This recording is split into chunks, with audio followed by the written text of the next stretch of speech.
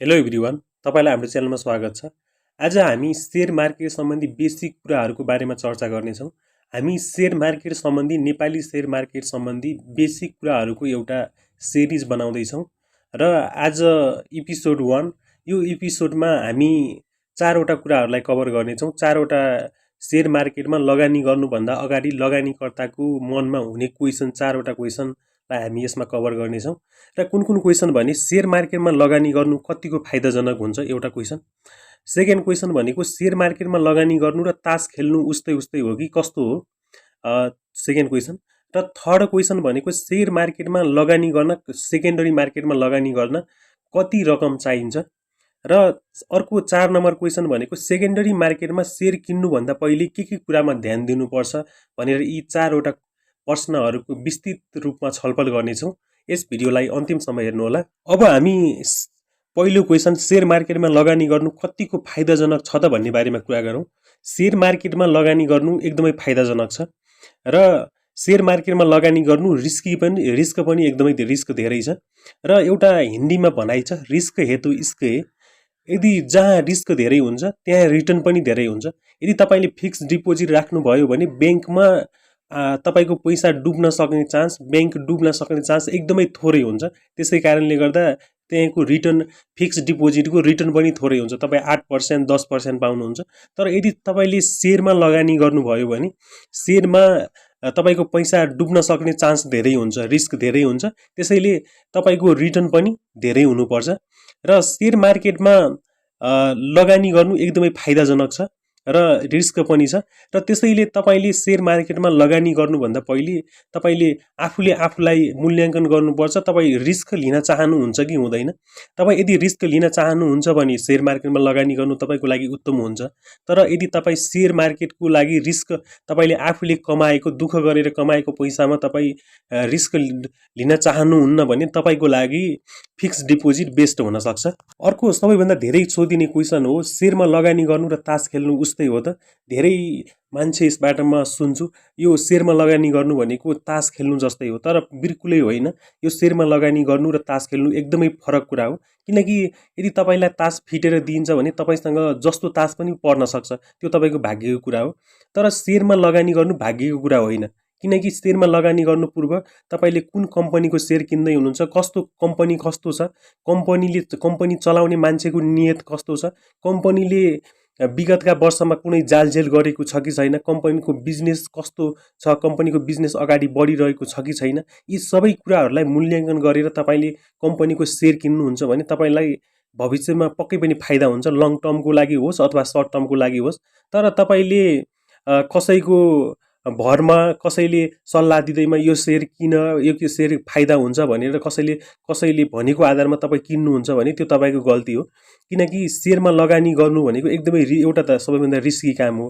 झन् अर्काको सल्लाह अनुसार गर्नु, अर्काले त तपाईँलाई त्यही सल्लाह दिन्छ जुन उसले पहिलेदेखि शेयर किनेर डुबेर बसेको छ। त्यसैले तपाईँले अर्काको सल्लाहलाई मान्नु हुँदैन र आफूले एनालाइसिस गरेर, आफूले बुझेर कम्पनी कस्तो छ, कम्पनीको बारेमा के कुराहरू आइरहेका छन् बजारमा, कम्पनीको बारेमा बाहिरको सर्वसाधारणले हेर्ने दृष्टिकोण कस्तो छ, सबै कुरा बुझेर मात्रै लगानी गर्नुभयो भने शेयरमा लगानी गर्नु एकदमै फाइदाजनक हुन्छ।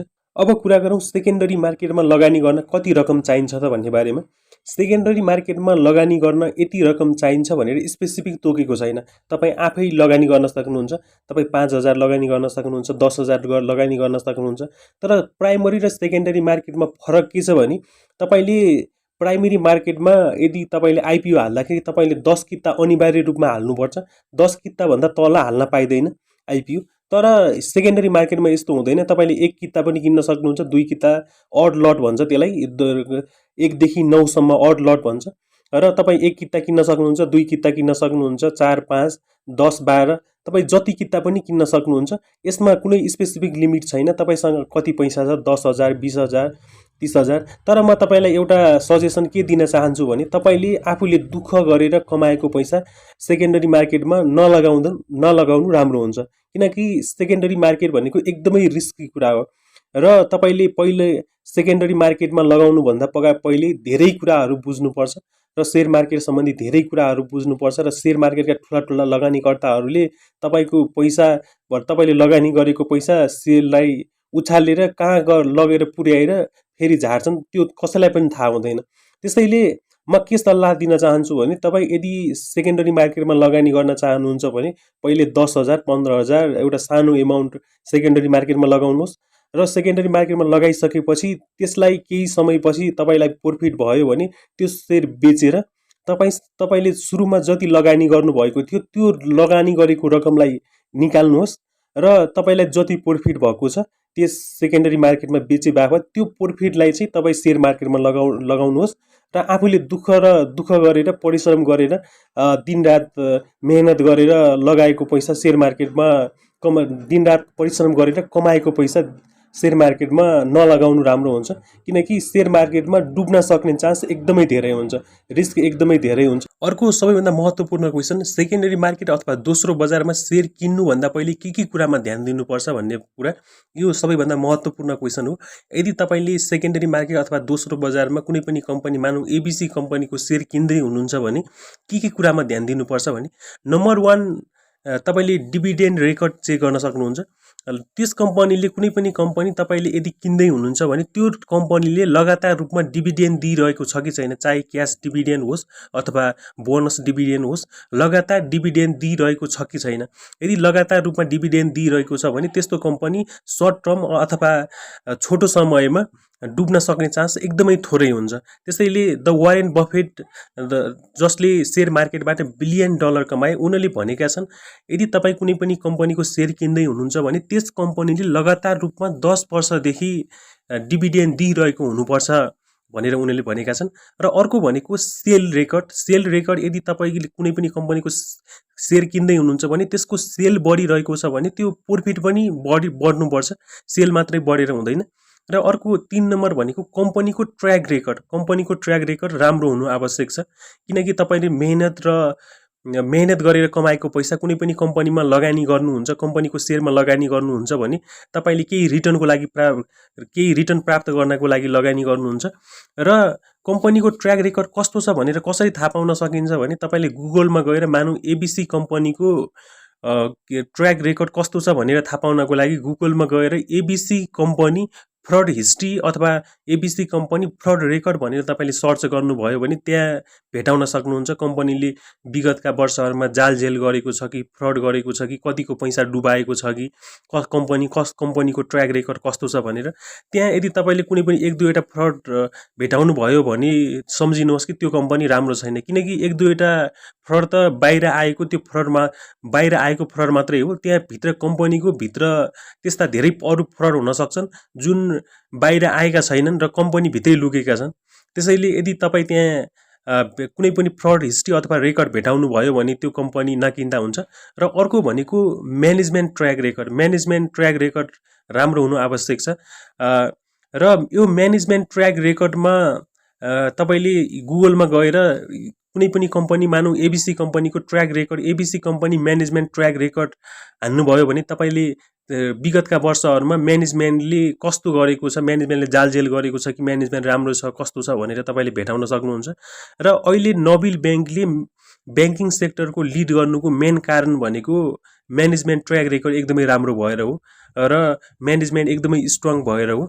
र नोबेल ब्याङ्क फन्डामेन्टली मिडियम भए तापनि ब्याङ्किङ सेक्टरको लिड गर्नुको मेन कारण भनेको म्यानेजमेन्ट ट्र्याक रेकर्ड एकदमै राम्रो भएर हो।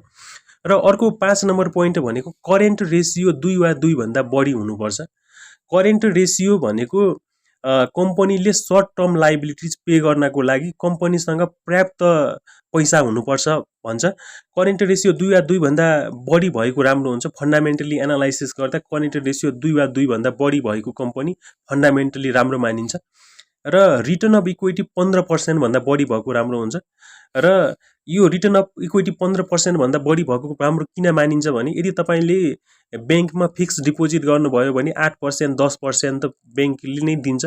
ब्याङ्कमा फिक्स डिपोजिट गर्नु भनेको एकदमै ब्याङ्कमा रिस्क कम हुन्छ र रिटर्न थोरै हुन्छ।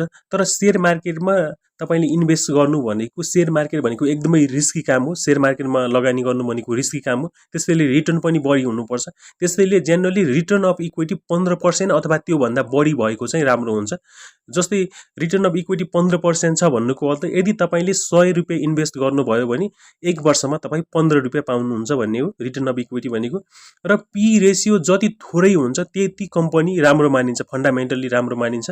र अर्को कुरा कम्पनीको अहिलेको प्राइस 1.5 इन्टु बुक भ्यालु भन्दा बढी हुनु हुँदैन भन्छ। जस्तै तपाईले एबीसी कम्पनी किन्दै हुनुहुन्छ, एबीसी कम्पनीको शेयरको प्राइस मानौ 200 चलिरहेको छ अहिले बजारमा, तर तब त्यस कम्पनीको अहिलेको बुक भ्यालु हेर्दा मानौ 100 मात्रै बुक भ्यालु छ भने 1.5 इन्टु 100 गर्दा 150 हुन्छ अहिले। तर अहिले बजारमा 200 मा चलिरहेको छ भने त्यो कम्पनी ओभर भ्यालु भएको मानिन्छ। कम्पनीको शेयरको प्राइस एकदमै धेरै छ भन्ने बुझिन्छ। त्यो कम्पनी तपाई नकिन्दा हुन्छ। तपाई 150 अथवा 150 भन्दा तल छ भने 1.5 इन्टु बुक भ्यालु भनेको 100 बुक भ्यालु छ भने 1.5 भनेको 150 भयो। 150 अथवा 150 भन्दा तल छ भने त्यो कम्पनी चाहिँ किन्दा फाइदा हुन्छ। र यो भनेको यो आजको एपिसोड 1 भयो र अरु एपिसोड आउँदै गर्नेछन्। र कुन तपाईलाई मनमा लागेका जिज्ञासाहरू के छन् कमेन्ट बक्समा कमेन्ट गर्न सक्नुहुन्छ। यस्तै अरु भिडियोको लागि हाम्रो च्यानललाई सब्स्क्राइब गर्नु होला। Thank you.